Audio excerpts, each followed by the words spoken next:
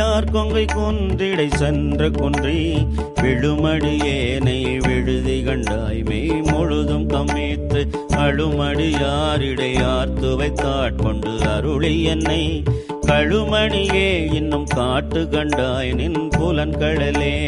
புலன்கள் திகைப்பிக்க யானும் திகைத்திங்கோர் போய் நெறிக்கே விளங்குகின்றேனை விடுதி கண்டாய் விண்ணும் மண்ணும் எல்லாம் களங்க முன்னே நஞ்சு அமுது செய்தாய் கருணாகரனே துளங்குகின்றேன் அடியேன் உடையாய் என் தொழுகுலமே.